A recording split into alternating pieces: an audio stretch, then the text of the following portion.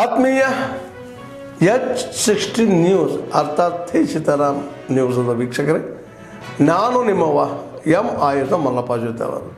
ತಾವು ಈಗ ಸುದ್ದಿಗಳ ಲೋಕಕ್ಕೆ ಎಂಟ್ರಿ ಹೊಡಿತಾ ಇದ್ದೀರಿ.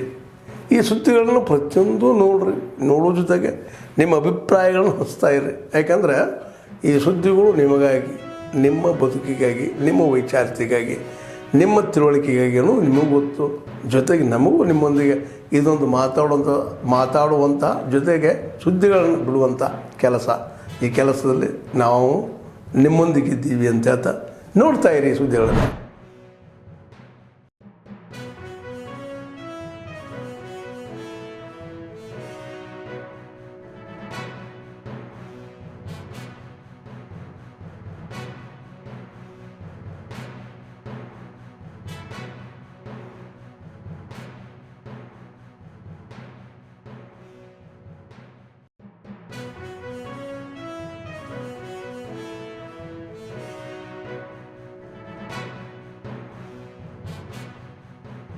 Very tragic and very, very horrific, and even till now I have to say I'm in a state of shock. Try to find out more about what happened and what needs to be done. And also Honorable PM has called me and also told me to be there at the site and also look into the operations which is going on right now. And right now, if you ask me, I can only think about the passengers, their families, what they might be going through, and especially the civilians also who are there near the crash site.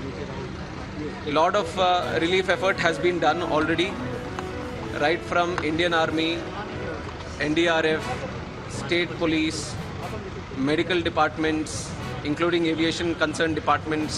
Everyone has attended immediately, the fire department.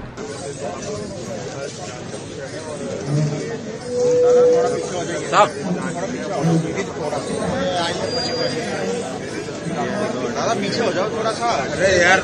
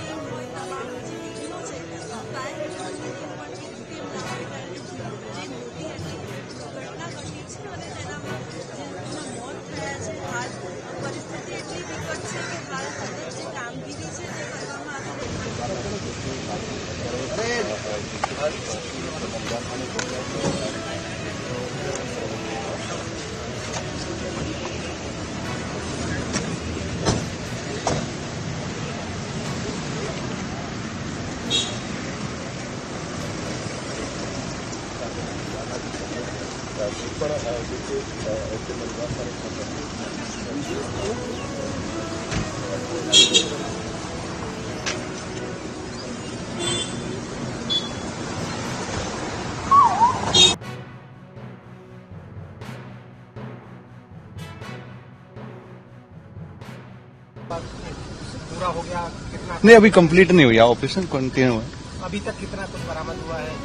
NDRF की बात करें तो 81 body, 81 total. तो अभी मालूम नहीं, हम नहीं कह सकते. कब तक पूरा होगा ऐसा कुछ? वो तो डिक्लेयर करेगा, प्रशासन डिक्लेयर करेगा, जब तक चलता रहेगा. 7 टीम है हमारी एनडीआरएफ. ಬೇರೆ ಈ ವರ್ಷ ನಾವು ಪ್ರೈಮರಿ ಎಜುಕೇಶನ್ಗೆ ಹೆಚ್ಚು ಒತ್ತನ್ನು ಕೊಡಬೇಕು ಅಂತ ಹೇಳಿ ಇದಕ್ಕೂ ಕೂಡ ಮುಂದಕ್ಕೆ ನಾವು ಈ ಸಂದರ್ಭದಲ್ಲಿ ಮಾರ್ಗದರ್ಶನ ಕೊಡುವಂತ ಕೆಲಸವನ್ನ ನಾವು ಮಾಡ್ತೇವೆ. ಇವತ್ತು ನಾನು ತಮಗೆಲ್ಲ ಹೇಳೋದಿಷ್ಟೇ, ಇದನ್ನ ತಮಗೆ ನೀವೆಲ್ಲ ಇಲ್ಲಿ ಕಲಾಪ್ರೇಮಿಗಳೆಲ್ಲ ಇಲ್ಲಿ ಬಂದಿದ್ದೀವಿ, ಉಳಿಸಬೇಕು ಅಂತೇಳಿ ಸರ್ಕಾರಕ್ಕೆ ಪ್ರೋತ್ಸಾಹ ಕೊಡಲಿಕ್ಕೆ, ಸ್ಮರಿಸ್ಕೊಳ್ಳಿಕ್ಕೆ, ಹಿರಿಯರು ಮಾಡಿದಂತ ಏನು ಒಂದು ಕಲೆಯನ್ನು ಉಳಿಸ್ಕೊಳ್ಬೇಕು ಅಂತ ಹೇಳಿ ತಾವೆಲ್ಲ ಬಂದಿದ್ದೀವಿ. ನಮ್ಮ ಎಚ್ ಕೆ ಪಾಟೀಲ್ ಅವರ ಮುಖಂಡತ್ವದಲ್ಲಿ ಗಾಲೆ ರಾಣಿ ಪೊಲೀಸ್ ಎಸ್ಟೇಟ್ಗೆ ಒಂದು ಹೊಸ ರೂಪ ಕೊಡಬೇಕು ಅಂತ ಹೇಳಿ ಒಟ್ಟಿದ್ದಾರೆ. ಆಸ್ತಿಯೆಲ್ಲ ಉಳಿಸ್ಕೊಳ್ಳಿಕ್ಕೆ ಒಂದು ಪ್ರಯತ್ನವನ್ನು ಕೂಡ ನಾವು ಮಾಡ್ತಾ ಇದ್ದೇವೆ. ಈಗ ಚಿತ್ರಕಲಾ ಪರಿಷತ್ ಕೂಡ ಬಹಳ ಚೆನ್ನಾಗಿ ಬೆಳೀತಾ ಇದೆ. ಮುಂದಕ್ಕೆ ಇದನ್ನ ಕಲೆನ ನಾವು ಶಾಲೆಯಲ್ಲಿ ನೆನಪಿದೆ, ನಾವೆಲ್ಲ ಮಲ್ಲೇಶ್ವರ ಕೆಲವು ಸಂಸ್ಥೆಗಳಿಗೆ ಇದನ್ನ ಕಾಂಪಿಟೇಷನ್ಗೆ ನಮ್ಮೆಲ್ಲ ಕರ್ಕೊಂಡು ಹೋಗ್ತಿದ್ವಿ.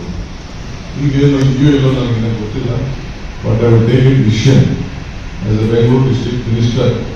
ಇದನ್ನ ಕಾಂಪಿಟೇಷನ್ ಎಲ್ಲ ಸಂಘ ಸಂಸ್ಥೆಗಳಿಗೆ ಒಂದು ಫಸ್ಟು ಶಾಲೆ ಒಂದು ಕಾಂಪಿಟೇಷನ್ ಕ್ರಿಯೇಟ್ ಮಾಡುವಂಥದ್ದು ಮತ್ತು ಅದಾದಮೇಲೆ ಕಾಲೇಜ್ ಒಂದು ಕಾಂಪಿಟೇಷನ್ ಕ್ರಿಯೇಟ್ ಮಾಡೋದು, ಅದಲ್ಲದೆ ಬೇರೆ ಜನರಲ್ ಕ್ಯಾಟಗರಿಗೆ ಒಂದು ಕಾಂಪಿಟೇಷನ್, ವರ್ಷಕ್ಕೆ 3 ದಿನ ಈ ಕಲೆನ ಉಳಿಸ್ಕೊಳ್ಳಿಕ್ಕೆ ಒಂದು ಕಾಂಪಿಟೇಷನ್ ಕ್ರಿಯೇಟ್ ಮಾಡಿ ಪ್ರಶಸ್ತಿಗಳನ್ನು ಕೊಡಲಿಕ್ಕೆ ಒಂದು 25 ಕೋಟಿ ರೂಪಾಯಿನ ಮೀಸಲಾಗಿರುವಂತಹ ಬೆಂಗಳೂರು ನಗರ ಕಾಂಪಿಟೇಷನ್ ಒಂದು ದೊಡ್ಡ ತೀರ್ಮಾನವನ್ನು ಮಾಡ್ತೇನೆ.